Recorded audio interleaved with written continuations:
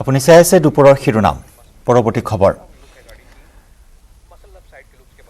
ৰাভা হাছঙত অব্যাহত চৰকাৰ বিৰোধী জনজাগৰণ সভা ৰাভা হাছঙৰ সমস্যা কাউকানৰ বিৰুদ্ধে ৰাভা জাতীয় ছয় সংগঠনৰ উদ্যোগত প্ৰতিবাদী কাৰ্যসূচী বিজেপি চৰকাৰখনে বৈষম্যমূলক নীতি অৱলম্বনৰ প্ৰতিবাদ কল্পে ৰাভা হাছঙৰ গোৱালপাৰা জিলাৰ লগতে কামৰূপ জিলাৰ বিভিন্ন অঞ্চলত যোৱা 15 অক্টোবৰৰ পৰা চলি থকা জনজাগৰণ সভা অব্যাহত আছে কিছুদিনৰ বিৰতিৰ পিছত সোমবাৰে ধূপধৰা বাইদা আৰু জয়ৰামকুছিত পুনৰ জনজাগৰণ সভা অনুষ্ঠিত হয় অহা 15 নৱেম্বৰত মুখ্যমন্ত্ৰী সৰ্বানন্দ সোণোৱাল আৰু বিত্তমন্ত্ৰী ডক্টৰ হিমন্ত বিশ্ব শৰ্মাৰ সৈতে ষষ্ঠ অনুসূচী সম্পৰ্কে ৰাভা জাতীয় নেতৃবৃন্দৰ যৌথ বৈঠক অনুষ্ঠিত হ'ব আৰু প্ৰস্তাৱিত এই আলোচনাৰ বাবে পূৰ্বে ঘোষিত নৱেম্বৰ মাহত হ'বলগীয়া আন্দোলনৰ কাৰ্যসূচী ৰূপায়ণৰ পৰা বিৰত থাকিব ৰাভা জাতীয় সংগঠনসমূহ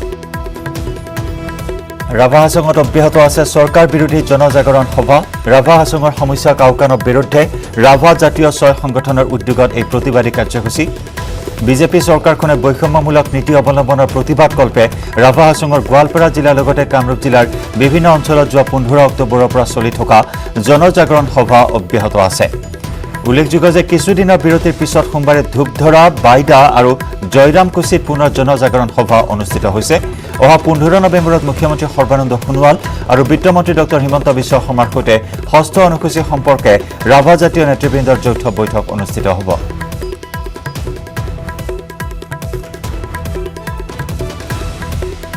অতি সোনকালে ৰাভা হাছং অটোনমাছ কাউন্সিলখনক ভাৰতীয় সংবিধানৰ ষষ্ঠ অনুচ্ছেদ অন্তৰ্ভুক্ত কৰক আৰু যদি সেইটো যদি এইখন চৰকাৰ যদি কোনো সদিচ্ছা নাই তেনেহ'লে আমি এইখন চৰকাৰৰ লগত আমি যিহেতু মিত্ৰতাত আছোঁ বৰ্তমান গতিকে এই মিত্ৰতা নিশ্চয় আমাৰ শেষ হ'ব গতিকে আমি এইখন চৰকাৰক সময় থাকোঁতে এইখন চৰকাৰ আমাৰ ৰাভা হাছং অটোনমাছ কাউন্সিলখনক ভাৰতীয় সংবিধানৰ ষষ্ঠ অনুচ্ছেদ অন্তৰ্ভুক্ত কৰক আমি মৰম দিলে আমি নিশ্চয় তেখেতসকলৰ লগত আমি খুব ভাল ব্যৱহাৰ নিশ্চয় কৰিম তাকে আমি আশা ৰাখিছোঁ এইখন চৰকাৰ আমাৰ ইচ্ছাসমূহ যাতে আখৰে আখৰে পালন কৰে তাৰ কাৰণে আমি অনুৰোধ জনাইছোঁ হিমন্তৰ প্ৰতি এই তিৰ্যক মন্তব্য সাংসদ বদৰুদ্দিন আজমলৰ কংগ্ৰেছ এআইডিএফৰ চৰকাৰ আহিলে খুলিব মাদ্ৰাছা খুলিবলৈ প্ৰয়োজন হ'ব এখন কেবিনেটৰ হাত শিঙিমাৰীৰ খোপাটিত এখন দলীয় সভাত অংশ লৈ এই মন্তব্য কৰে এআইডিএফ প্ৰধান বদৰুদ্দিন আজমলে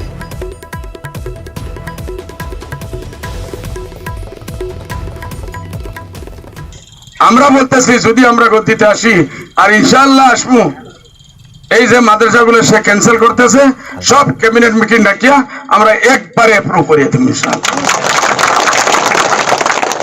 আসামের যত জাতি জনজাতির মানুষেরা ডিপ্রাইভ করে রাখছে এক কলমে চা বাগান গুজরাজ বংশী আরো আমার যে ভাই সকল আছে এরা যত জাতের ডিপ্রাইভনেস আজকে 60-70 বছর থেকে এরা কোনোদিন দিছে না ওই সব আমরা ইনশাআল্লাহ এক প্রথম ক্যাবিনেট মিটিং এ রাখিয়া এই সব আমরা অ্যাপ্রুভ করে দিব ইনশাআল্লাহ হেমন্ত বিশ্ব শর্মায় সর্বানন্দ সোনোয়ালের মারা নিচে গিরানির রায় 3 মেহনত করছে বলে সর্বানন্দ সোনোয়াল বাপ কা বেটা বাঘের বাচ্চা এক লোভ জবাব দেয় নাই এখন বদরুদ্দিন লইয়া তো পরেশান আসিলি হেমন্ত বিশ্ব শর্মা এখন সর্বানন্দ সোনোয়াল লইয়া আলো পাগল হয়েছে চিফ মিনিস্টার আগে বলতে পারলো না কংগ্রেস ছাড়লো চিফ মিনিস্টার বলার জন্য আইলো কোথায় বিজেপি দিয়ে রায় 3 পাগলের মতো মেহনত করলো কি করলো এরকম আমি দেখলাম আমার ছোট ভাই এক্সারসাইজ করতেছে বাড়িতে সময় পায় নাই হ্যাঁ এখন কি করতে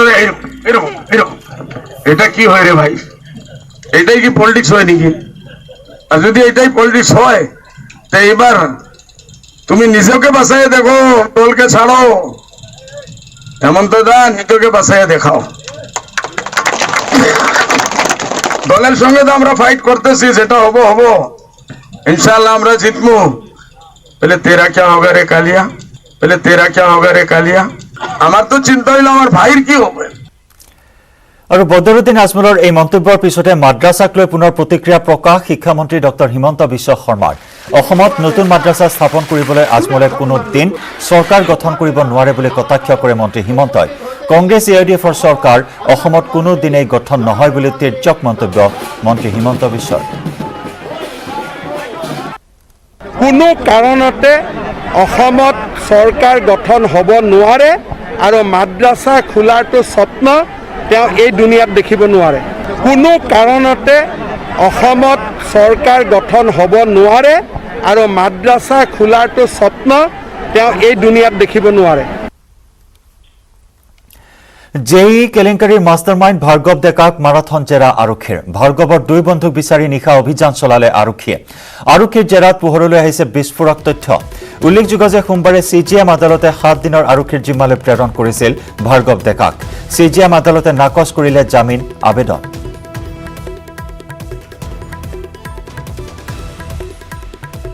আগবঢ়াইছো সতীৰ্থ সাংবাদিক ভাস্কৰ জ্যোতি হাজৰিকাৰ এক ৰিপৰ্ট।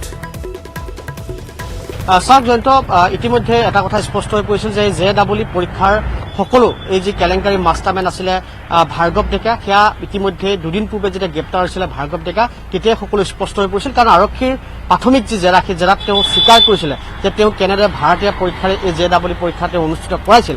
গতিকে সেই সময়তে তেওঁক আৰক্ষীয়ে যিহেতু 14 দিনৰ জিম্মাত বিচাৰিছিলে, আদালতত তেওঁক যোৱাকালি হাজিৰ কৰা হৈছিল। তাৰপিছত আদালতত হাজিৰ কৰাৰ পিছত আদালতৰ পৰা তেওঁক 7 দিনৰ জিম্মালৈ প্ৰেৰণ কৰে আৰক্ষীৰ জিম্মাত, আৰু নিশা তেওঁক পাণবজাৰ আৰক্ষী থানাত ৰখোৱা হয়। আৰু সেই নিশাৰ ভাগত দেখিবলৈ পোৱা গৈছিল মহানগৰ আৰক্ষীয়ে ভিন্ন প্ৰান্তত বিশেষকৈ ভাৰ্গৱ ডেকাৰ 2 সহযোগীক বিচাৰি অভিযান চলাইছিলে, কিন্তু এই পৰ্যন্ত সেই 2 সহযোগীৰ কোনো সন্ধান নাই। তাৰ পৰিৱৰ্তে আজি প্ৰায় 3 দিন পূৰ্বেই ভাৰ্গৱ ডেকাৰ অন্যতম সহযোগী আছিলে কাকলি বুজৰ বৰুৱা। তেওঁ গ্ল'বেল ইডুলাইট, যিটো আমবাৰীত যিটো শৈক্ষিক প্ৰতিষ্ঠান আছে, সেই গ্ল'বেল ইডুলাইটত তেওঁ কৰ্মৰত আছিল। তেওঁক ইতিমধ্যে গ্ৰেপ্তাৰ কৰিছিল। তেওঁ বাসগৃহত, যি মহানগৰীৰ বাসগৃহৰ পৰা যেতিয়া অভিযান চলাইছিলে, সেই কাকলি বুজৰ বৰুৱাৰ ঘৰৰ পৰা দেখিবলৈ পোৱা গৈছিল বহু আপত্তিজনক নথিপত্ৰ উদ্ধাৰ কৰিছিলে। গতিকে ইতিমধ্যে সেই তদন্ত প্ৰক্ৰিয়া আৰম্ভ কৰিছে। কিন্তু এইখিনিতে আমাৰ হাতত যি শেহতীয়া যি তথ্য, সেই তথ্য আহি পৰিছে যে এই যি ভাৰ্গৱ ডেকা, সেই ভাৰ্গৱ ডেকাই বেংগালুৰুত যেতিয়া পঢ়ি আছিলে, সেই সময়তে তেওঁ বিভিন্ন শিক্ষাৰ্থীক বিভিন্ন শৈক্ষিক প্ৰতিষ্ঠানত, উচ্চ শৈক্ষিক প্ৰতিষ্ঠানত তেওঁক নামভৰ্তি নামত তেতিয়াই আচলতে জালিয়াতি আৰম্ভ কৰিছিল। আৰু তাৰ পাছত তেওঁ গুৱাহাটীলৈ ঘূৰি আহিছিল। গুৱাহাটীলৈ ঘূৰি আহি তেওঁ কনচালটেঞ্চি এটা খুলিছিলে আমবাৰীত। তাৰপিছত সেই কনচালটেঞ্চিও পৰৱৰ্তী সময়ত গ্ল'বেল ইডুলাইট নাম দি এনেদৰে মেডিকেল আৰু যি ইঞ্জিনিয়াৰিং, সেই ইঞ্জিনিয়াৰিং পৰীক্ষাৰ উচ্চ শিক্ষা প্ৰতিষ্ঠানত নামভৰ্তি নামত এই জালিয়াতি আৰম্ভ কৰিছিলে। আৰু সেয়া ইতিমধ্যে সকলো স্বীকাৰ কৰিছে। তাৰ মাজতে মই যিহেতু কৈছো, এতিয়াও যে সেই 2 বন্ধুৰ সহযোগী সন্ধান নাই, কাৰণ এই যি নীল নক্ষত্ৰৰ যি অডিঅ' টেপ, সেই অডিঅ' টেপৰ পাছত যিহেতু সমগ্ৰ কেলেংকাৰী তথ্য পোহৰ ওলাইছে।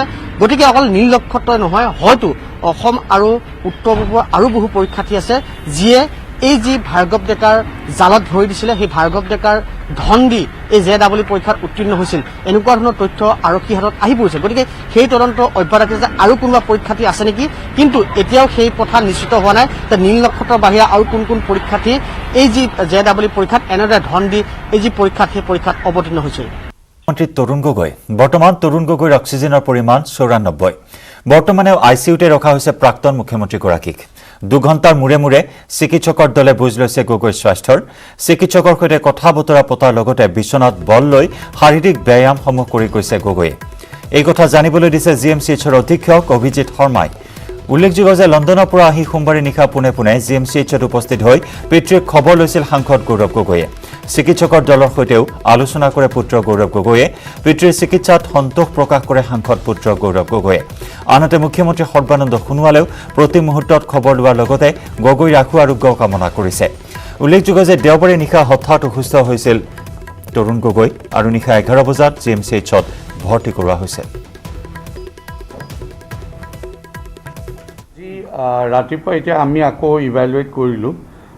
কৰোঁতে ছাৰৰ হেম'ডাইনামিকেলি ষ্টেবল, BP 115/16/50 সেইটো লেভেলতে থাকে।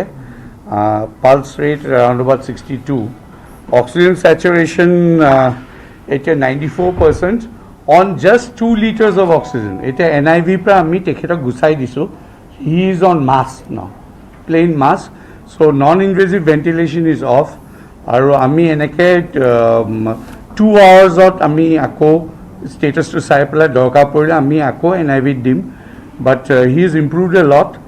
আজি বহুত আকাৰ ইংগিতে মোৰ লগত কথাও পাতিছে। So' I feel that he is better than yesterday. NIV আমি 40 liters per 40 FiO2 বুলি কয় 40 FiO2 দি আছিলোঁ কালিলৈকে আজি ৰাতিপুৱা we have given 2 liters 1.5 to 2 liters of oxygen en masse. That's a very positive finding. His overall health status is he is hemodynamically stable. Saturation is under control. It's about 94 to 96%.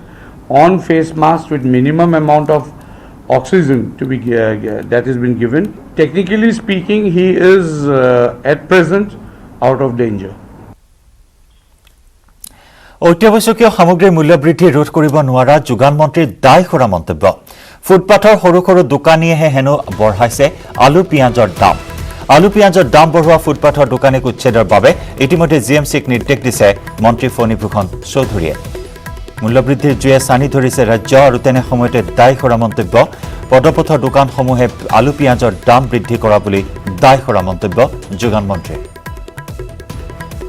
আমি নাফেডৰ লগত যোগাযোগ কৰি আমি নাচিকৰ পৰা পিঁয়াজ আনি আমাৰ ৰাজ্যখনৰ যিমান কণ্ট্ৰল দোকান আছে এতিয়া আমাৰ ৰাজ্যখনৰ 38,000তকৈ অধিক সুলভ মূল্যৰ দোকান আৰু আমাৰ দোকান আছে আমি এই সুলভ মূল্যৰ দোকানৰ আমাৰ দোকানত এধৰণে আমি নাচিকৰ পৰা পিঁয়াজ আনি নাফেডৰ জৰিয়তে আমি যাতে অসমৰ জনসাধাৰণ 35 টকাৰ পিঁয়াজ পাব পাৰে তাৰ ব্যৱস্থা আমি কৰি দিছোঁ গুৱাহাটী মহানগৰীত 750খনতকৈ অধিক এনে সুলভ মূল্যৰ দোকানত আজিৰ দিনটোত 35 টকাৰ পিঁয়াজ উপলব্ধ হৈছে গতিকে আমি আশা কৰিছোঁ যে আমি এই ক্ষেত্ৰত নাফেডক আমি কৈছোঁ যে অক্টোবৰ মাহত 3000 MT আৰু নৱেম্বৰ মাহত 3000 MT আমি পিঁয়াজ দিবৰ কাৰণে তেওঁলোকক অৰ্ডাৰ দিছোঁ এনেধৰণৰ মানে প্ৰতিবাদ বা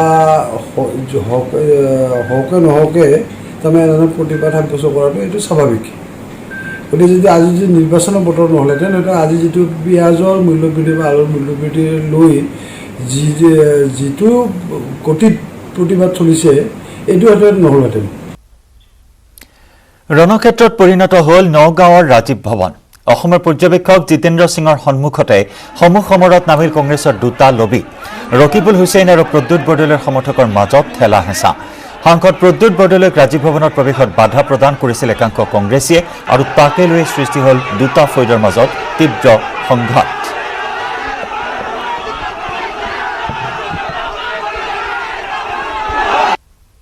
না এইটো একেবাৰে মই নিজেও দেখিছোঁ এইটো আচলতে উচিত নহয় কিহৰ কাৰণে উৰিয়া উৰিছে মই নাজানো আচলতে উৎসাহটো খুব বাঢ়িছে কংগ্ৰেছ কৰ্মীৰ মাজত কাৰণ এতিয়া কংগ্ৰেছ কৰ্মীয়ে আমি সকলোৱে ঐক্যবদ্ধ হৈ পেলাই আমি বিজেপিক উৎখাত কৰিব লাগিব গতিকে স্বাভাৱিকতে এটা উৎসাহত এইটো এটা অলপ মইতো দেখা নাই লবিকেন্দ্ৰিক মইতো কোনো লবি কৰা মানুহ নহয় ইয়াত মই লবি কৰিবলৈ মই নগাঁৱৰ সাংসদ মইতো লবি কৰা নহয়েই মানুহ এইটো খুব দুৰ্ভাগ্যজনক যিসকলে কৰিছে সেইসকলৰ ওপৰত দলে শাস্তিমূলক ব্যৱস্থা লোৱাটো দৰকাৰ সংঘাত মানে এতিয়া কাৰোবাৰ লগত এতিয়া মোৰ লগত কাৰোবাৰ মতবিৰোধ থাকিব পাৰে কিন্তু কংগ্ৰেছৰ পতাকা তলত চবেই সমান আৰু চবে একজন সৈনিক হিচাপে কাম কৰি আছে ৰাহুল গান্ধীৰ নেতৃত্বত অনাগত দিনত কংগ্ৰেছ ভাৰতবৰ্ষত আৰু শক্তিশালী হ'বলৈ গৈ আছে জিতেন্দ্ৰ সিং তেখেত অসমত নতুনকৈ আহিছে তেখেতক আমি ৱাৰ্ম ৱেলকাম জনাইছোঁ তেখেতক গোটেই অসম আজি আপাৰ অসমত আপোনালোকে দেখিবলৈ পাইছে ডিব্ৰুগড়ৰ পৰা যোৰহাটলৈকে যেনেকুৱা মানুহৰ মাজত ভিৰ যেনেকুৱা এটা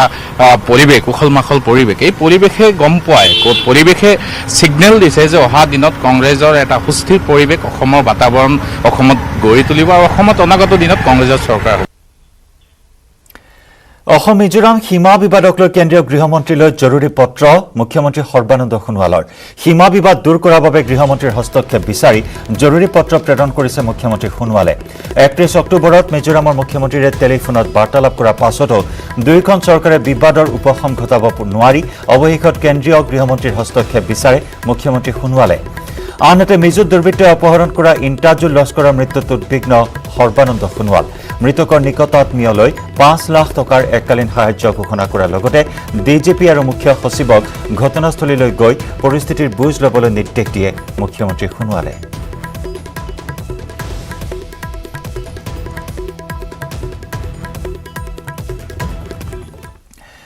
আমেৰিকা যুক্তৰাষ্ট্ৰৰ 45 সংখ্যক ৰাষ্ট্ৰপতি নিৰ্বাচন আজি ভাগ্য নিৰ্ণয় হ'ব ট্ৰাম্প বিডেনৰ প্ৰায় 24 কোটি আমেৰিকানে নিৰ্বাচিত কৰিব পৰৱৰ্তী ৰাষ্ট্ৰপতিক কাইলৈ ঘোষণা হ'ব ৰাষ্ট্ৰপতি নিৰ্বাচনৰ ফলাফল কেইবাটাও সমীক্ষাত ট্ৰাম্পতকৈ আগবাঢ়ি আছে ডেমক্ৰেটিক পাৰ্টিৰ জো বাইডেন। কোন হ'ব আমেৰিকা যুক্তৰাষ্ট্ৰৰ ৪৫ সংখ্যক ৰাষ্ট্ৰপতি তাকে লৈ জল্পনা কল্পনা আৰম্ভ। সমগ্ৰ বিশ্ববাসীৰ দৃষ্টি নিবদ্ধ আমেৰিকাৰ ওপৰত। বিশ্বৰ সৰ্বশক্তিমান ৰাষ্ট্ৰ আমেৰিকা যুক্তৰাষ্ট্ৰৰ ৰাষ্ট্ৰপতি কোন হ'ব তাকে লৈ আৰম্ভ হৈছে জল্পনা কল্পনা।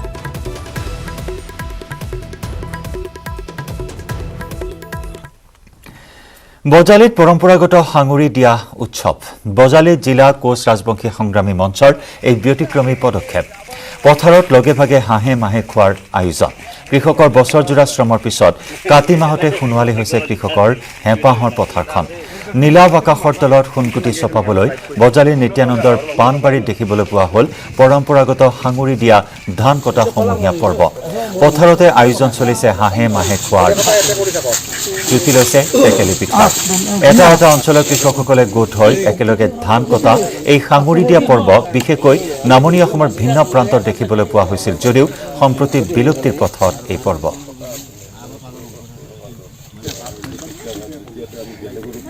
পৰম্পৰাগত সাঙুৰি দিয়া উৎসৱত আনন্দত বিলীন হৈছে এইসকল চহাক কৃষক। বজালী জিলা কোচ ৰাজবংশী সংগ্ৰামী মঞ্চৰ ব্যতিক্ৰমী পদক্ষেপ। পথাৰত লগে ভাগে হাঁহে মাহে খোৱাৰ আয়োজন চলিছে। কৃষকৰ বছৰজোৰা শ্ৰমৰ পিছত কাতি মাহত সোণোৱালী হৈছে কৃষকৰ হেঁপাহৰ পথাৰখন। নীলাভ আকাশৰ তলত সোণগুটি চপাবলৈ বজালীৰ নিত্যানন্দৰ পথাৰত এনেদৰে দেখিবলৈ পোৱা হৈছে পৰম্পৰাগত সাঙুৰি দিয়া ধান কটা সমূহীয়া পৰ্ব।